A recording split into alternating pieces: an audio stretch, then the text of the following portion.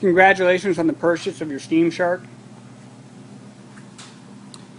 This is a very powerful carpet cleaning tool that allows you to be very diverse in other cleaning operations as well. One of the first things you're going to notice is the pressure washing wand is shipped in sections. This is to prevent damage during shipping. Right here we've got the inline chemical additive line. This is used during power washing only. This is the power washing line. This should not be used during carpet cleaning because it will leave marks on surfaces. The unit is secured to the pallet with half-inch head bolts.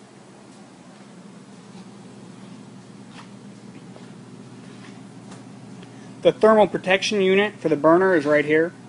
If an over-temp situation in the burner is detected, that will discharge water down that line right there onto whatever surface your unit's setting on. This is to prevent damage to the coils inside the burner. There's also a thermal protection unit on the pump head, this guy right here. This will discharge water if an over-temp situation is detected inside the pump head, such as idling too long without pressure relief. If water is coming out of there, it's to protect the pump head and the machine is operating correctly.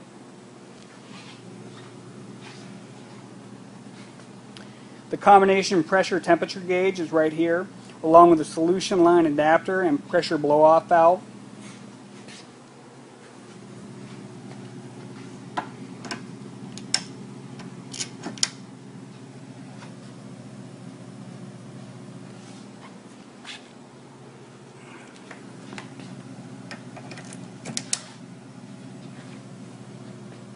To adjust the pressure on the unit, you're going to want to make sure you have the temperature pressure gauge on there, along with the pressure blow-off valve set up on there for the solution line adapter.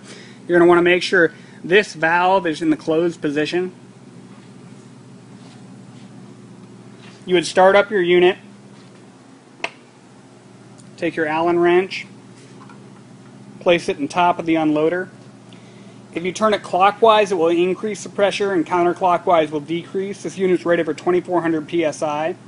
If you're decreasing the pressure, you're going to need to release the pressure by the pressure relief valve. Or if you have the power wand set up, then you will pull the trigger on the power wand, and then you can get a fresh reading off the pressure gauge and adjust to the desired pressure.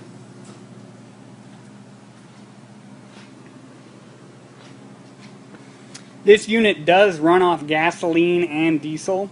It's very important not to get the two confused. The motor runs off gasoline in the small upper tank, and the burner runs off diesel, kerosene, or heating oil number 2 in the lower tank. When it's shipped, the fuel will be cut off. So this will be in an up position, and you'll need to put it in a down position to allow fuel to get to the carburetor. The diesel will also be cut off. This will be in an off position,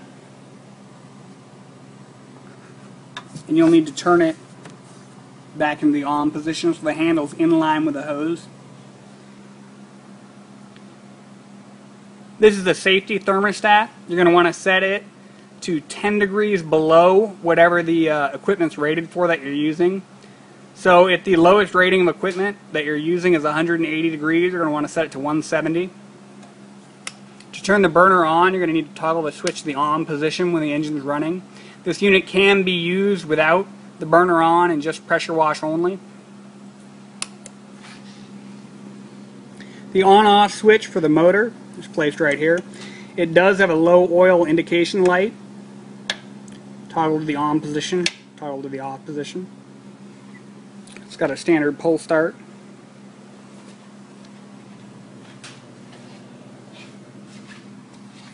It's very important to read the owner's manual that goes with this equipment, not only for the Steam Shark, but for your 360 and CFX as well. This will ensure proper operation and longevity of the equipment. If you're having trouble moving the unit, make sure the brake's off. It's also a nice feature to use if you're on uneven ground. Whenever you release the pressure from this pressure bleed off, You're going to want to make sure the end of that hose is secure.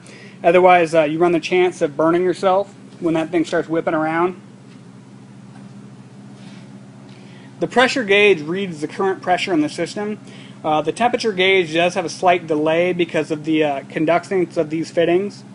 So if you shut off your unit and you're flushing it out with cold water, the fittings here will still be retaining temperature even though cold water is flowing through the system.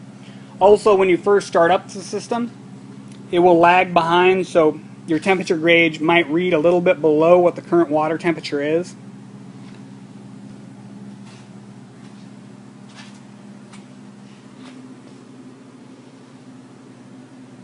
This unit should never be operated indoors. Always make sure there's plenty of ventilation around outside when you're using it.